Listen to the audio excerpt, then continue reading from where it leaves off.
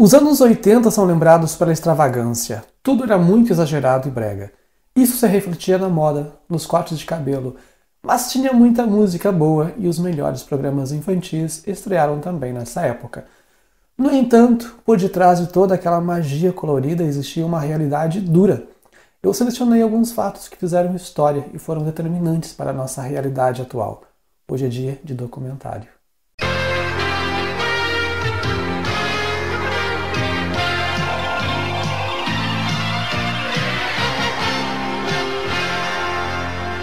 Olá, saudosistas, saudações! Bem-vindo ao Aéreo TV, eu sou o Léo Cordeiro. É bem provável que quem já era adulto nos anos 80 lembre de muita coisa boa da época. Mas para aqueles que não tinham outra preocupação se não entrar em casa na hora de ligar a TV para não perder a sessão da tarde ou o seu infantil predileto, aqueles foram os melhores anos da história. Pelo menos no que diz respeito às produções audiovisuais. Mas nessa década também se concentra uma série de fatos que transformaram o mundo e moldaram os nossos costumes até os dias de hoje.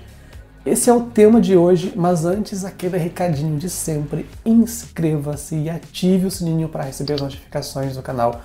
O seu like, o seu comentário também é muito importante. No dia 18 de julho de 1980, a TV Tupi teve os seus transmissores lacrados pelos funcionários do Departamento Nacional de Telecomunicações, encerrando completamente as suas transmissões no país. Alô, estúdio, vai sair, hein? Ok, estúdio, fora do ar. Depois, os técnicos do Dentel retiraram as peças vitais ao funcionamento da emissora e lacraram os transmissores. 5 dias depois, o governo abriu concorrência para ceder a concessão a novos empresários. E entraram na disputa o Grupo Abril, o Silvio Santos e o Grupo Bloch. Os vencedores foram o Silvio Santos, que estreou o SBT em 19 de agosto de 1981, e Adolfo Bloch, que colocou a Rede Manchete no ar em 5 de julho de 1983. Provavelmente você conhece a música Sete Quedas, gravada pela Xuxa em seu álbum solo, Xuxa e Seus Amigos, lançado em 1985, quando ela ainda apresentava o Clube da Criança na Rede Manchete. Essa foi uma das poucas faixas em que ela fez solo e a que mais foi divulgada do álbum. Foi até distribuída para as rádios. Se eu pudesse, traria de volta 7 quedas que sumiram do mapa. Mas você sabe do que se trata a música? É um fato histórico, acontecido no começo da década de 1980. No dia 5 de novembro de 1982, as usinas de Itaipu iniciaram as suas operações, fechando as comportas para a formação do Lago de Itaipu. Isso culminou no fim das 7 quedas que existiam até 20 dias antes da usina fechar suas comportas para formar o Lago de Itaipu. As 7 quedas eram um conjunto de 19 cachoeiras divididas em 7 grupos. Eram as maiores cachoeiras do mundo em vazão de água. Tinham o dobro do volume das cataratas do Niágara, no Canadá. Visitantes que querem conhecer uma das principais atrações turísticas do país antes que ela acabe. Pontes sobre as corredeiras estão cheias e uma delas, logo no começo da trilha, não suporta o peso. Os cabos que sustentam a ponte se rompem, derrubando dezenas de pessoas. Para ter uma ideia da grandiosidade desse conjunto de cachoeiras, o ruído das águas se podia ouvir até a 30 quilômetros de distância. No dia 7 de outubro de 1984, nasceu em São José dos Pinhais, no Paraná, Ana Paula, o primeiro bebê proveta do Brasil. Isto é, um bebê gerado por inseminação artificial. Ela foi mais noticiada e assediada pela imprensa do que a Sasha. A saída da maternidade, o batizado, o aniversário, tudo foi gravado e publicado. No dia 15 de março de 1985, finalmente chegou ao fim a ditadura militar no Brasil, com a eleição do presidente Tancredo Neves, que faleceu antes de assumir o cargo em 21 de abril do mesmo ano. José Sarney, o vice, assumiu o posto. O general e presidente Figueiredo se recusou a passar a faixa e nem compareceu à posse. Mas essas eleições ainda não eram diretas, ou seja, a população não tinha o poder de escolha. A ditadura militar se iniciou em 1964, com a desculpa de que o país passava por uma ameaça comunista. Desde aquela época, a desculpa é a mesma para tirar os benefícios dos mais necessitados. Aliás, lá em 1889, o golpe que destituiu a monarquia no Brasil atendia a interesse dos que estavam perdendo o domínio da população pobre e escravizada. A história sempre se repete, né? E nós humanos sempre cometemos os mesmos erros. Estudos sobre a camada de ozônio na atmosfera terrestre aconteciam já há muito tempo, mas só no dia 16 de maio de 1985 é que a revista científica Nature publicou um artigo falando sobre a detecção de níveis muito baixos de ozônio no Polo Sul. A comunidade internacional agiu rápido e em 2 anos, 46 países assinaram o Protocolo de Montreal, comprometendo-se a eliminar progressivamente substâncias que causam a destruição do ozônio. O buraco na camada de ozônio ainda existe e, segundo medições feitas em 2023, em alguns momentos do ano o buraco chegou a atingir uma extensão similar a 3 vezes o tamanho do Brasil. No dia 28 de janeiro de 1986 aconteceu um dos acidentes mais marcantes da história da exploração espacial. Muitas vidas se perderam ao longo da exploração espacial, e muitas informações são omitidas até os dias de hoje. Mas naquele dia 28 de janeiro, o ônibus espacial Challenger decolou do complexo de lançamento 39B no Centro Espacial Kennedy, Cabo Canaveral, na Flórida, com a intenção de colocar um satélite de comunicação na órbita da Terra e estudar o cometa Halley. Mas algo saiu errado. O ônibus espacial era uma aeronave parcialmente reutilizável, porque era similar a um jato que lhe permitia voltar à Terra e pousar como uma aeronave comum. Nessa missão estava presente uma professora, a Krista McAuliffe, que tinha sido escolhida dentre 11 mil candidatos. Ela seria a primeira civil a fazer uma viagem ao espaço nos Estados Unidos. Isso resultou em um interesse midiático maior do que o normal, e o lançamento foi transmitido ao vivo, inclusive para várias escolas dos Estados Unidos. Mas, 1 minuto e 13 segundos após a decolagem, a nave explodiu. Respondeu. Roger. Potência total. 1 minute 15 seconds, velocity 2,900 feet per second, altitude 9 nautical miles. Foram as últimas palavras que vieram da Challenger. As pessoas demoraram um pouco até entender o que tinha acontecido. Em 28 de fevereiro de 1986, o governo lançou o Plano Cruzado. Foi uma troca de moeda com a intenção de controlar a inflação. Criação de uma nova moeda, o cruzado. Como o dinheiro se desvalorizava muito rápido, ele impôs uma tabela de valor dos produtos e pediu ajuda da população para fiscalizar o comércio, para que os comerciantes não subissem os preços sem autorização. Então, os senhores estão presos em flagrante delito, certo? Serão conduzidos à Polícia Federal, certo? E responderão ao inquérito policial, certo? Por desobediência ao decreto presidencial. Quem passou a infância na década de 80 costuma romantizar esse período, e eu assumo também essa postura. Mas eram tempos duros, de muita dificuldade para todo mundo. Eu lembro que o dinheiro se desvalorizava muito rápido. Uma nota que era um salário do mês, em pouco tempo já era troco no bar.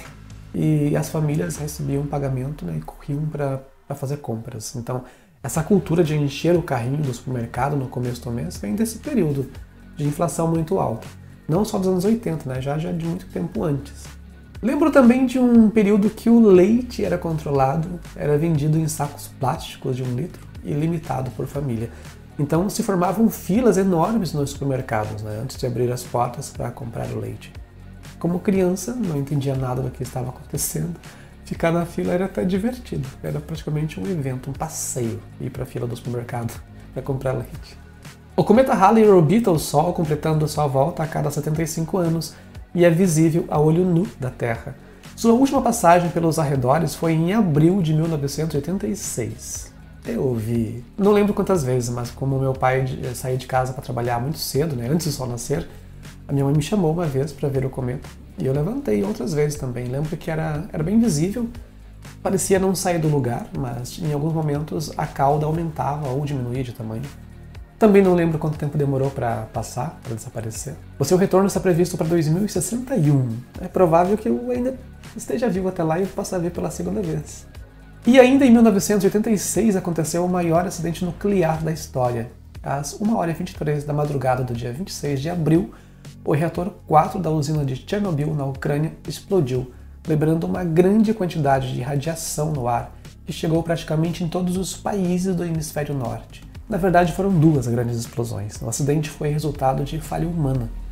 E os responsáveis, incluindo o governo do país, esconderam a gravidade da situação e demoraram muito para tomar atitudes. A cidade de Pripyat, vizinha à usina, só começou a ser evacuada 36 horas depois do acidente.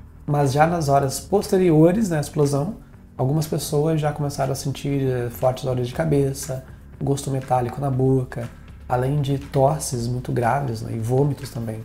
Acredita-se que de 13% a 30% do material radioativo do reator 4 tenha sido lançado na atmosfera, e desse material, cerca de 60% se concentrou no território da Bielorrússia, que por sinal foi o país mais afetado pelo acidente, pois cerca de 23% do seu território bielorrusso foi contaminado pela radiação. As autoridades resolveram isolar uma área que corresponde a um raio de 30 km da usina. Esse espaço é oficialmente chamada de zona de exclusão. E, em grande parte, é desabitada, com exceção de cerca de 300 moradores que se recusaram a sair.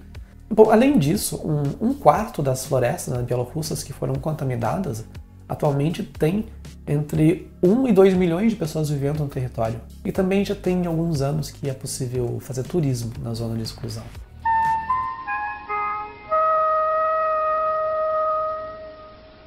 Se você está gostando desse vídeo, eu te convido para conhecer um blog do canal. Todo o conteúdo transmitido aqui vira texto lá, com fotos e até algumas informações extras. E também um perfil no Instagram, tem o do canal e o meu pessoal. E agora estou também no TikTok. E tem mais. Nós temos o clube de membros. Os membros VIP têm acesso com antecedência aos vídeos postados aqui e conteúdo exclusivo por uma mensalidade bem baixinha. Te espero por lá também.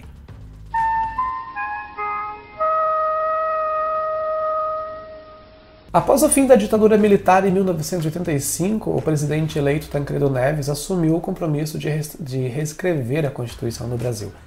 Ele morreu antes de assumir o cargo, então coube a José Sarney dar início ao processo. E assim, no dia 1º de fevereiro de 1987, deu-se início à Assembleia Nacional Constituinte, que passou a discutir os direitos e deveres dos cidadãos do país, com a participação dos senadores e deputados, além da população, através de formulários que foram distribuídos em vários órgãos públicos. A nova Constituição foi aprovada pela Assembleia Nacional Constituinte em 22 de setembro de 1988 e promulgada em 5 de outubro do mesmo ano. O documento da liberdade, da dignidade, da democracia. Eu lembro que a Globo transmitia boletins direto do Senado Federal, sempre antes do Vale a Pena Ver de Novo. Eu não entendia nada do que estava acontecendo e achava chato.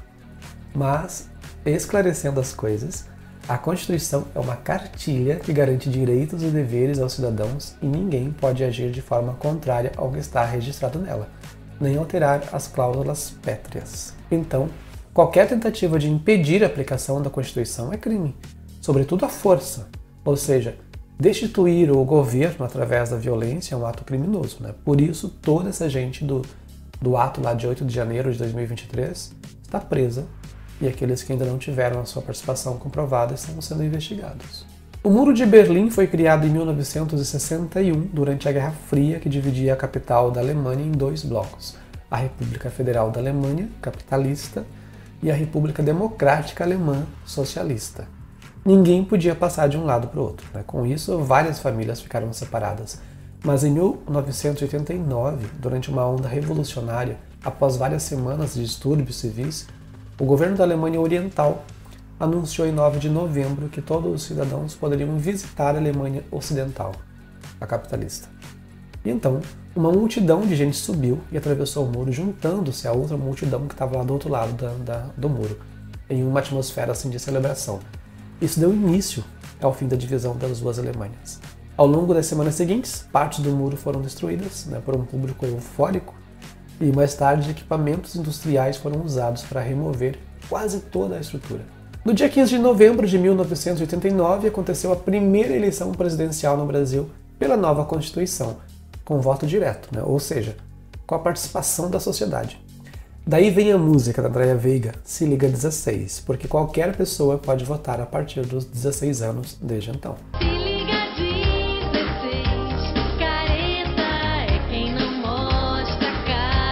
O primeiro turno aconteceu no dia 15 de novembro, em uma quarta-feira, e teve 22 candidatos a presidente. Até o Silvio Santos entrou na disputa. No dia das eleições, não haverá Silvio Santos na cédula. Vocês deverão colocar O X marcaram 26. Por favor, não escrevam na cédula, porque anularão o voto. Mas teve a candidatura cassada. Fernando Collor de Mello e Luiz Inácio Lula da Silva disputaram o cargo no segundo turno, que aconteceu no dia 17 de dezembro, em um domingo, com vitória de Collor, atribuída à manipulação que a Globo fez na edição do debate, apresentado no Jornal Nacional, que beneficiava descaradamente o Collor.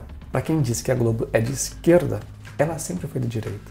Mas apoiar o Bolsonaro era impossível, né? A Record, o SBT e a Band faziam isso porque foram beneficiados por ele. Bem, podemos ver que a década de 80 foi bem mais do que rock and roll, programas infantis, cabelos espalhafatosos, roupas coloridas e ombreiras gigantes. Então, se você lembra de mais algum fato marcante dessa década, comente aí embaixo. Da minha parte é isso, eu fico por aqui. Nos vemos no próximo vídeo. Até lá, um grande beijo, tchau.